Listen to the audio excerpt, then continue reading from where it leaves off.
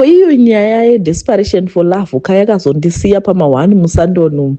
Imi ndakazvionera pamhuno sefodya mushure mekunge tadanana nemumukomana muzulu.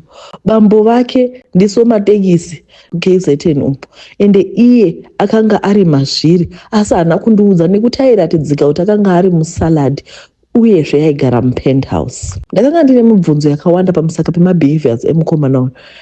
Zvinhu zvakandishungurudza zvakawanda zvandichakuudzai, asi tisati tasvika ikoko regai ndimbokuudza maiura ndakaita kuSouth Africa uyezve nekusangana kwandakaita nemukomana uyu. Ndini uyu ndakanga ndapedza zvimwe zvidhigiriwo pane imwe yunivhesiti muZimbabwe.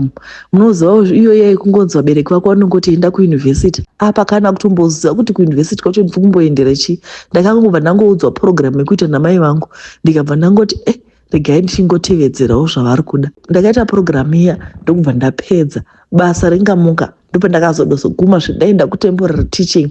Ndiri kutemporary teaching ndopakabva pauya imwe shamwari yangu ikanditi hamai muri kutamba nenguva handei kuSouth kune mabasa uko. Kuuya kwangu kuSouth Africa zvinhu zvandisina kugara ndamborota because of bad publicity. Taingova kuti kune crime ko ndakagoziveiwo kuti kuSouth Africa kwacho kunotapira katori kadeveloped country kani imi. Ndini ndapinda mujoni shamwari yangu yaigara kuBlackpan side rekuEastland uko. Tapinda mujoni paya ndakatogara ndatongoona takunopinda kuna Pretoria uko chibuda muPretoria chizopinda muJoburg ine kuenda nakuenda mabuilding. Ndikatoona kuti zvasiyana nezvekune kwandaibva ndokubva tapinda zvangu paya koiko kudaka kunyengwa nevarungu. Ndandagara ndichida murungu ini kubva kure kare kwangu vele ndakazviudza kuti ndoda kuroorwa nemurungu. Ndakawa kufara fani ndichiona tisvika patollgate so ndichiona mota dzevarungu ndikati zvadigwa shuga varungu vazere muno munyika. Saka ndaitohopawo kuti ndichabatawo changu chimurungu life yangu yobva yotoendeka paya. Ndiniyo ndasvika kuBlackpan kuya ndokubva ndatongoti saka manje ndotamba ipi. Mai mwana kutoburisa zvidhigiri zviya varungu vakati imi purogiramu yenyu iri confused chiiko ichochi. Saka ndakatozoona kuti zvedhigiri ngatizviise pasaidi ndokubva taisa pasaidi zvedhigiri ndokubva ndangotamba iripo rinenge ramuka chamuka inyama uzve zvekuti kana ndaitobvunzwa kuti uri kutsvaga basa ndinobva ndati rese chamuka inyama. Ndakadomboshanda musaluni ndikadomboshandawo mumarestaurant asi ndakazoita lucky ndaona ndasangana neumwe munhu ndakakura naye kuZimbabwe kare akabva angondiona kati anondiziva. The following day ndobva atondifonera akanditi ko uri kuita nezvei ndikati hapana. Ndobva atonditi nditumire CV yako izvezvi.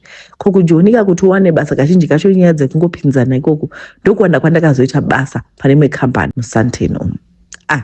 Ndakushanda paya nditoriwo PA muSandton muya zvakarongeka. Ndatsvaka accommodation kuRandburg. Saka ndandagara kuRandburg ndichienda zvangu kuSandton paya ndotokwira bhazi rangu ndaitenga tiketi rangu remwedzi ndotoenda kubasa paya. Ndakanonoka kuchesa ndobva ndazobuda muoffice. Ndabuda muoffice paya ndasvika pabhazi mirira bhazi ndobva ndatanga kutsvaga tiketi rangu ndingariwana. System yachona ikadhi saka kadhi rinobva wanobhadhara tiketi rako iro rinenge riri kadhi saka unobhadhara matrip emwedzi wose. Kadhi randaritsvaka ndarishaya ko mari yachona kainenge yatongopera ndeyekungoti kana ikangopinda ukangobhadhara rent ukangotengawo zvigrosari zvemaexpenses mari yose yotopera imwe yose yotumira kumusha. Ndikashandoita sei. Saka ndakaramba ndiri pabus stop ndatoperegwa kudai ndakutogara paya ndichizama kufonera vanhu apa bhazi ranga ratouya vanhu vakapinda vakaenda ini ndikasara.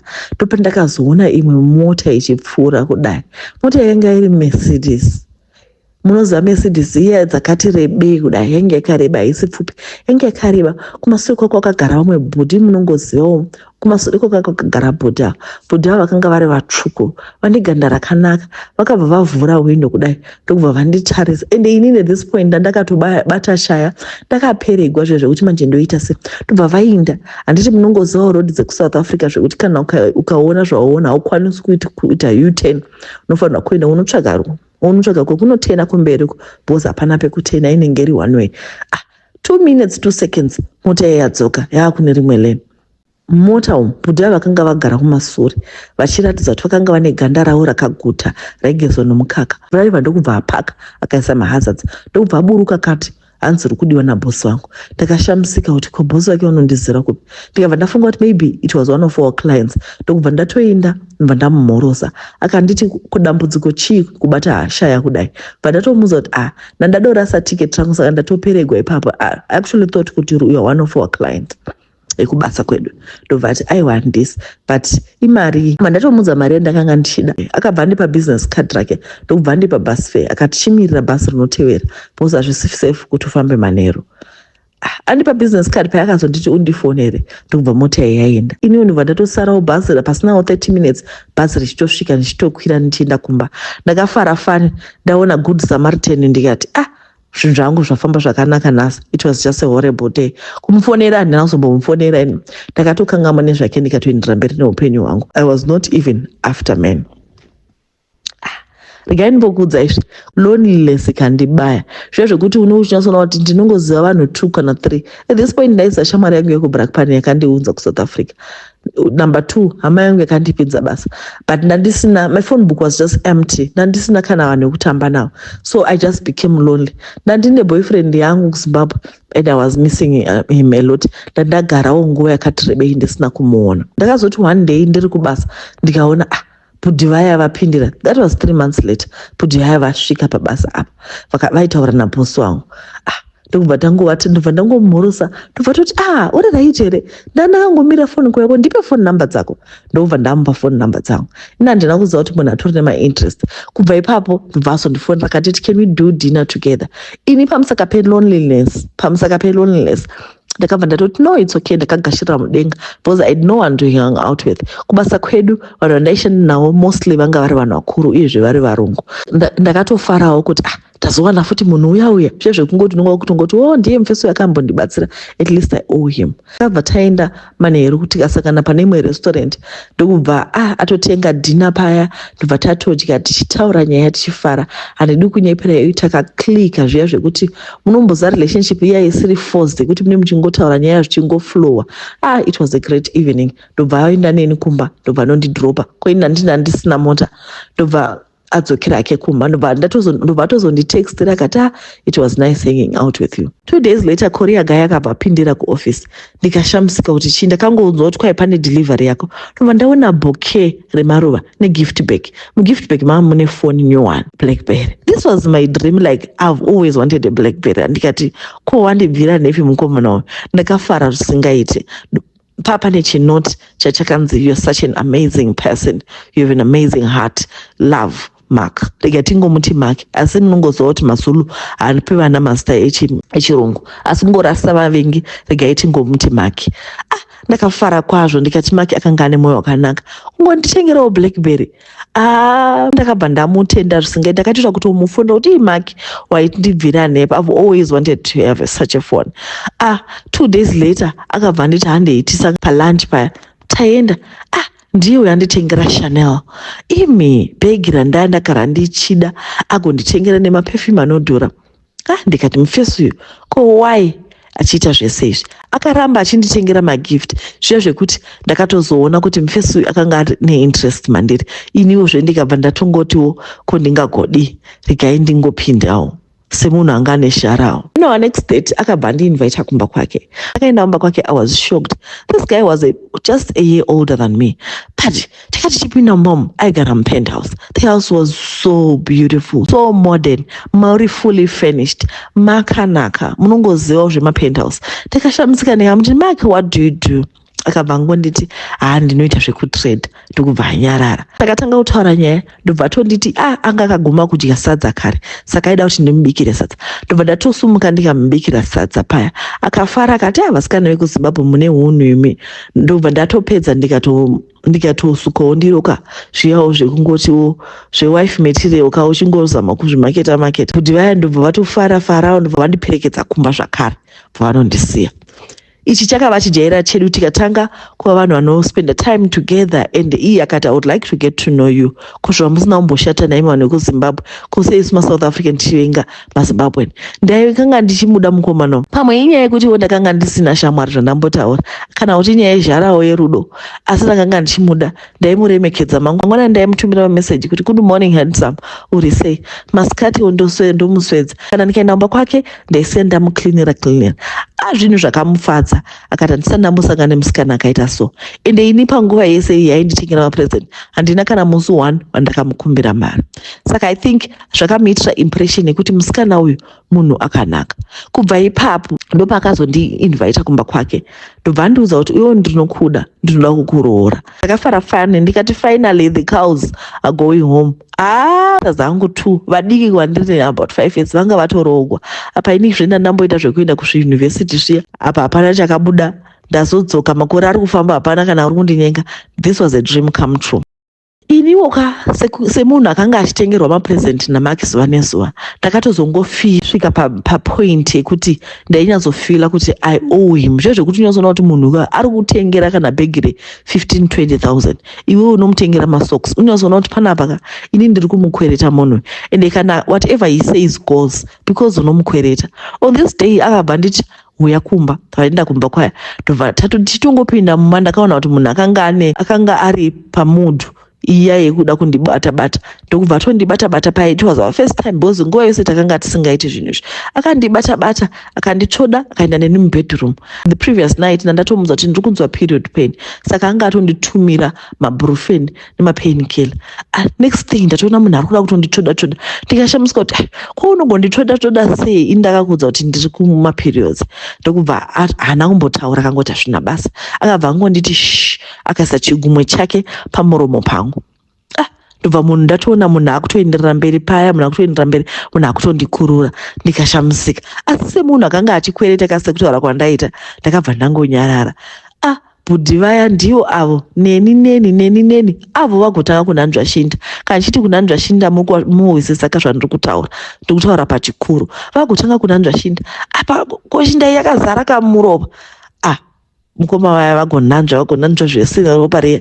Ini ndakutongopere gonda chingorara ndakatarisa mudenga. It was very uncomfortable. Vadobvisa pedhi vari kandirako, vakuita kutumwa, vachiita kusveta kudai. Handisati ndambona zvakadaro. Vapedza havana zvavakaita neni, ndobva vanditi hayo just an amazing woman. Ndivo vatorara pasaidi pangu. This was so weird. Ndakabva ndadzokera kumba, zvikandinetsa kuti makamboona kupe munhu anomwa ropa rekunguva yevakadzi. Ndokubva tagara hedu, akazondifonera akati ndiuye, ndakanga ndasiya ndisina kupedza basa. Ndipo pandakazoenda kumba kwake, ndobva azoita. Saka ndakazotanga kuona pattern kuti mazuva ndenge ndisiri kugeza taidosangana, asi mazuva ndaigeza ndipo paiita zviya zvekumwa ropa. Chimwe chinhu chakandishamisa pose pandaenda kumba kwaMaki pasleep over, munext room anga ane guest bedroom yake, asi muguest bedroom ini ndandisineyiwo nazvo because kumba kwake plus ndaingoendawo here and there, maiita masound zvekuti ngoti gudu toshaya kuti ko chii chiri kurira. On this particular day ndakatomubvunza, naiwe Maki, ko chii chiri kuitika muguest bedroom ako? Ndobva ngoti zviignore, hazvina basa rose. It's okay. Ndobva ndaignore zve ndikatanga kumaindawo business rangu semunhu akanga ane chikwereti. 3 days later on this particular day ndakanga ndiri kumazuva angu wakadzi, ndobva atondifonera, ndakanga aitoziva kalenda rangu. Ndobva atondifonera, ndiregai ndikudze musati matanga kundituka kuti zvinhu izvi kaizvipa zvaitoitika inini ndaingozvibrusha off, but zvaindinetsa. Uyezve semunhu akanga ane chikwereti ko ndaigodi taidova nechikwereti handiti ainditengera zvinhu inini ndisina chandaimitira because chibasa changu chakanga chisina mari sapiye kudai. Ndaingowanawo mabasics, kubhadhara rent, kutengawo chikafu nekutumirawo change kuvabereki, ko black tax zve. Maki uya andifonera paya akatonditi ezako akusvika, kana wangotanga period uye kuno because I really want to take good care of you, ndaida kuti ndinge ndichikubikira iwe unenge uchirwadziwa. Kweisu zveiyo zhara yerudo ndinoyo. Ndobva ndaindawo zvekumba kuya veduwe zvinhu zvacho ndainda kumba kuya, bhudhi vaya vatanga unhu hwavo kuda kundisveta. Ndakamboda kumubvunza kuti naiwe Maki, ko chii chinomboitika pawe? Saka ndaenderera mberi ndambokudza kuti Maki asingaendi kubasa, nditi Maki aingosviti anotrade. Ndakazodiscover kuti Maki kumba kwavo baba vake vanogara kuK10 vakanga vari somatekisi. I think ndazvitaura kwekutanga iwe kunoko akanga ari part of a tax association, saka akanga ane matax avakanga vanawo. Kachiti matax nokuri wamakombi kuSouth Africa vanowati matax. Ndaenda zvekupenthouse kuya tasvika tagara ndakambotaura nyaya yerumu yegudugudu. Uye on this particular night Maki atanga unhu hwake, asi manje this time atanga kusveta ropa riya. Ndakashaya kuti chii, aibva aoma kunge munhu ari kuoma gotsi, aomarara kudaro. ndokubva ndangoshaya kuti chinhu bva ndazviignore hangu. Apedza seunhu wake ndokubva arara paside. Next thing indobva ndatobatawo nehope ndatongotiwo zvinhu zvachona unotongoguma watongojera kuti the new normal. Yadowo new normal. As long as inini chingowana zvandiri kuda. Chandaingoda imari handiti tatauya kuSouth kuzotsvaka basa nekutsvaka mari. Ndizvozvo. Next thing manje takazomuka pakati peusiku paya. Handingati pakati peusiku. Munongozwa kana wakarara you don't know kuti warara nguva yakareba sei. Asi ndakatozoona kuti ndasina kumborara nguva yakareba. Mark pose pandaiuya aidorara paside pangu. Omeka sure kuti ndarara. Iye omuka ofamba oenda asingaiti noise. Onovhura dhoo remuguest bedroom opinda imomo. Ndakangomuka kuhope ndokubva ndashaya kuti komake aripi. Ndobva ndatobata mubhedha ndikaona hapana munhu. Ndokubva ndamuka ndakanga ndakapfekawo masocks. Ndobva ndamuka ndikati ndibude mubedroom ndiende ndimboonawo chii chiri kuitika.